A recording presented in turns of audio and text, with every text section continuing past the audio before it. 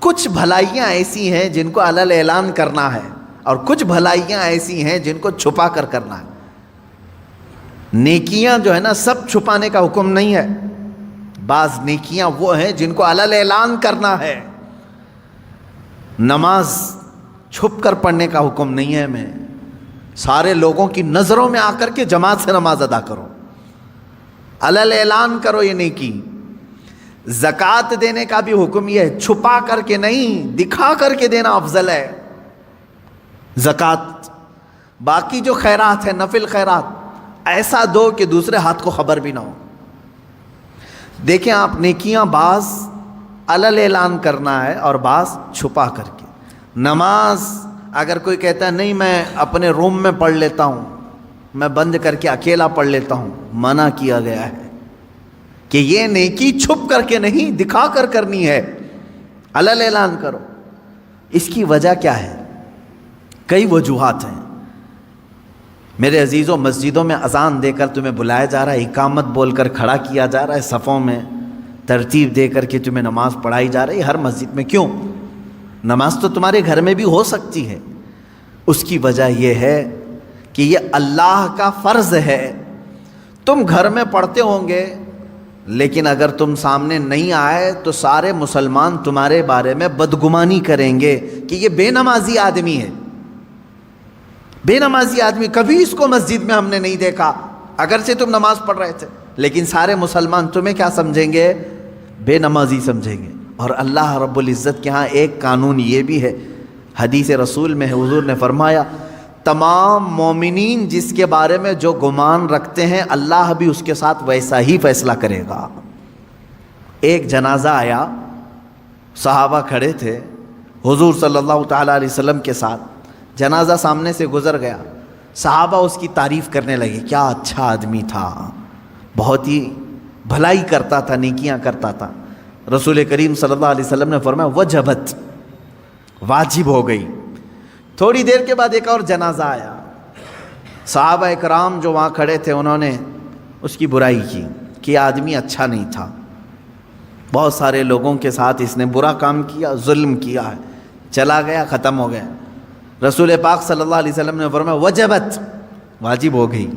صحابہ نے پوچھا حضور دو جنازے آئے، دونوں پر آپ نے کہا وجبت، یعنی واجب ہو گئی، کیا چیز واجب ہوئی؟ اللہ کے نبی صلی اللہ علیہ وسلم نے فرمایا پہلے والا جنازہ جس کی تم نے تعریف کی اس پر جنت واجب ہو گئی، اور دوسرا والا جنازہ جس کی تم نے برائی کی اس پر دوزخ واجب ہو گئی۔ اس لیے کہ مومنین سب جس کے بارے میں جیسا گمان رکھتے ہیں اللہ تعالیٰ اس کے ساتھ ویسا فیصلہ کرے گا۔ اکثریت کی بات کر رہا ہوں میں، چند لوگوں کی بات نہیں۔ چند لوگ کسی کو بھی چور چور کہنے لگتے ہیں، ہاں جو سچا مومن ہے وہ حق بات کرے گا، اس میں سارے گھن کو نہ ملائیں گیہوں کے ساتھ۔ خیر، میں دو باتیں یہاں عرض کر رہا تھا کہ بھلائی جو ہے کچھ علل اعلان اور کچھ چھپ کر۔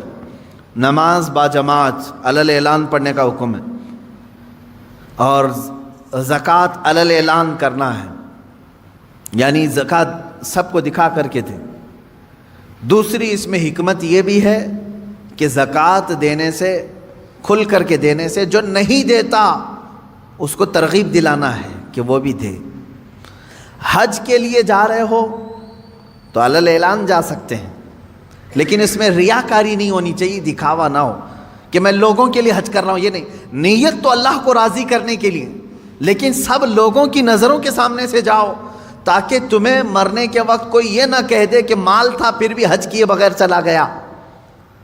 تم سب کے سامنے حاجی رہو، مومنین تمہارے بارے میں اچھا گمان رکھیں۔ یہ وہ نیکیاں ہیں جن کو علل اعلان کرنے کا حکم ہے، اور کچھ وہ ہیں جو چھپا کر کے کرو۔ مثال کے طور پر آپ کچھ نفل روزے رکھتے ہیں تو یہ ضروری نہیں کہ ہر ایک کو بولتے پھریں کہ میں ہفتے میں اتنے روزے رکھتا ہوں، مہینے میں اتنے روزے رکھتا ہوں۔ وہ تمہارے اور تمہارے رب کے درمیان راز ہے، یہ روزے چھپ کر کے کرو۔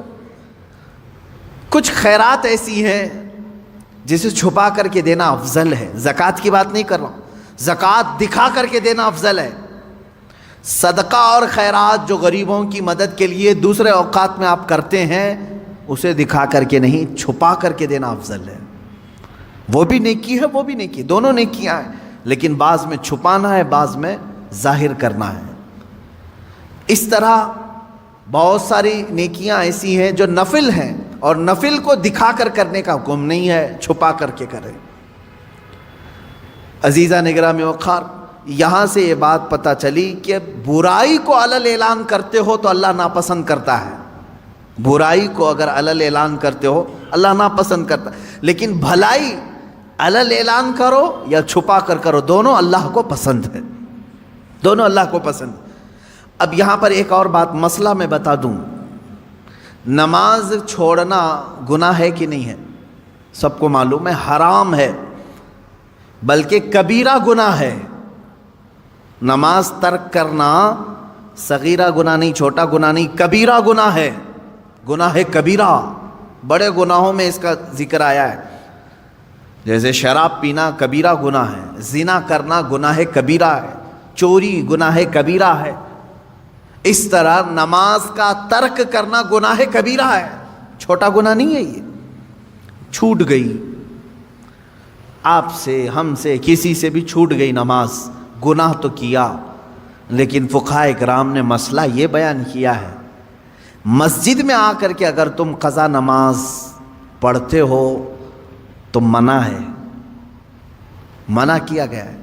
ہاں اگر اس انداز میں پڑھتے ہو کہ کسی کو معلوم نہیں پڑتا تو کوئی حرج نہیں۔ اب وہ مسئلہ میں بہت باریکی سے بتا رہا ہوں، میرے ٹاپک سے ریلیٹڈ ہے، اس لیے عشاء کی نماز تمہاری چھوٹ گئی، عشاء کی نماز چھوٹ گئی، قضا ہو گئی، یہ گناہ ہے، اور لوگوں کے سامنے آ کر کے بتا کر کے اس کی قضا پڑھو گے تو اظہار گناہ، تم نے سب کو بتایا کہ میری نماز چھوٹی تھی۔ تو گناہ کرنا ایک الگ مسئلہ ہے، اور گناہ کا اظہار کرنا اور بڑا گناہ ہے۔ تم اگر قضا کر رہے ہو تو چھپ کر کے، ہاں اپنی نفل نمازوں کے درمیان، سنت نمازوں کے درمیان اگر قضا پڑھ رہے ہو تو کوئی حرج نہیں، پڑھ سکتے ہو۔ اب یہاں مسئلہ ایسا ہے کہ ہم سب ایک ہی حمام میں ہیں، یعنی سب کی قضا ہے، اس کی بھی، اس کی بھی، اس کی بھی، اس کی بھی، سب ایک دوسرے کو دیکھ رہے ہیں، اس لیے مسئلہ خراب نہیں۔ بزرگان دین پہلے اس پر بہت تنبیہ کرتے تھے، اگر کوئی ایک بندہ قضا نمازیں سب کو دکھا کے پڑھ رہا ہے تو سارے لوگ اسے گرفتار کر لیتے، پکڑتے ہیں کہ تو ایک گناہ کیا اور سب کو آ کر مسجد میں بتا رہا ہے۔ تو یہ پہلے کا یعنی ان بزرگوں کا ایک تقویٰ تھا، لیکن آج بھی میں کہہ رہا ہوں مسئلہ یہ ہے، عشاء کی نماز قضا ہو گئی، قضا پڑھنے کے لیے آپ کو کرنا کیا ہے؟ 17 رکعت پوری قضا نہیں پڑھیں گے آپ، 4 فرض اور 3 وتر۔ مسئلہ تو یہی ہے نا۔ کل کی عشاء کی نماز اگر کسی کی چھوٹی، فار ایگزامپل اللہ نہ کرے آج وہ قضا کرنے کے لیے کھڑا ہے، تو کیا کیا نمازیں قضا کرے گا؟ 4 رکعت فرض عشاء کی اور 3 رکعت واجب، یہ 2 نمازیں قضا ہوتی ہیں عشاء میں، یعنی کل 7 رکعت۔ وتر کی نماز جب پڑھتے ہیں تو آپ کو یہ بھی معلوم ہے تیسری رکعت میں کیا کرنا رہتا ہے؟ دعائے قنوت۔ حنفی جتنے بھی ہیں پیروکار ان کو معلوم ہے، تیسری رکعت میں جب ہم کھڑے ہوتے ہیں سورہ فاتحہ اور سورہ پڑھنے کے بعد ہاتھ چھوڑ کر پھر دوبارہ تکبیر باندھتے ہیں اور دعائے قنوت پڑھتے ہیں، ہے نا؟ آج بھی عشاء کی نماز پڑھیں آپ تو پڑھے ہوں گے نا دعائے قنوت۔ 3 واجب الوتر کی جو نماز ہے اس کی آخری رکعت میں دعائے قنوت پڑھا جاتا ہے۔ لیکن جب قضا نماز پڑھ رہے ہیں آپ، کل کی عشاء کی قضا پڑھنے آئے، 4 رکعت فرض پڑھ لیا، کسی کو نہیں معلوم قضا پڑھ لیا آپ نے سنت کی جگہ، 3 رکعت وتر پڑھ رہے تھے، حکم یہ ہے کہ دعائے قنوت کے لیے ہاتھ نہ اٹھاؤ، ورنہ دیکھنے والا سمجھ جائے گا کہ یہ ابھی کی نہیں کوئی دوسری پڑھ رہا ہے۔ ہاں عشاء میں تو ہو سکتا ہے نہ سمجھے، کیونکہ عشاء میں کرنٹ نماز بھی ایک اسی وقت کی بھی ایک وتر ہے۔ ظہر کے وقت اگر کوئی عشاء کی قضا کر رہا تھا تو ظاہر سی بات ہے تیسری رکعت میں جب وہ کھڑا ہو کر کے ہاتھ اٹھائے گا تو جو دیکھے گا وہ سمجھ جائے گا کہ یہ وتر ظہر میں کیوں پڑھ رہا ہے، وتر ظہر میں کیوں پڑھ رہا ہے۔ تو گویا کہ تم نے سب کو اپنے گناہ کا گواہ بنایا، کل کی تمہاری کچھ چھوٹی تھی وہ آج آ کے پڑھ رہے ہو۔ گناہ کا گواہ نہ بناؤ کسی کو. اظہار گناہ یہ اور بڑا گناہ ہے. یہ مسئلہ آپ نے سمجھ لیا ہوگا. اب اندازہ کرو ایک چھوٹی ہوئی نماز کو بندہ جب ادا کرنے آ رہا ہے تب شریعت نے اتنا حکم دیا ہے کہ چھپ کر کے کرو. ان لوگوں کا کیا انجام ہوگا جو فحش کلامی علل اعلان کرتے ہیں. رات کو زنا ہو گیا ہے فلاں کے ساتھ، فلاں ہو گیا ہے، اس کو مزے لے کر کے بیان کرتے ہیں. ان کا کیا انجام ہوگا؟ میاں یہاں نماز کی قضا کے لیے بھی شریعت نے کہا ہے کہ اس طرح پڑھو کہ لوگوں کو خبر نہ ہو. اور لوگوں کی جو برائیاں بیان کرتا ہے کٹوں پہ بیٹھ کر کے، اس کا کیا انجام ہے؟ سوچو اس بات کو. قرآن کی یہ دونوں آیتیں ہمارے لیے عبرت ہیں. اللہ نے فرمایا ایک تو یہ زبان سے نکلنے والا کوئی برا کلمہ اللہ تم سے ہرگز پسند نہیں کرتا. اور جب ایسا بندہ مر جاتا ہے جو فحش کلامی کرتا ہے، اس کے منہ سے بدبو نکلتی ہے ایسی کہ جہنم بھی کانپنے لگتا ہے. یہ حدیث میں ہے. اور دوسری چیز، دو آیت میں نے پڑھی، ان تبدو خیرا او تخفو، اگر تم بھلائی کو علل اعلان کرو یا چھپ کر کرو، اللہ رب العزت اسے پسند کرتا ہے، قبول کرتا ہے.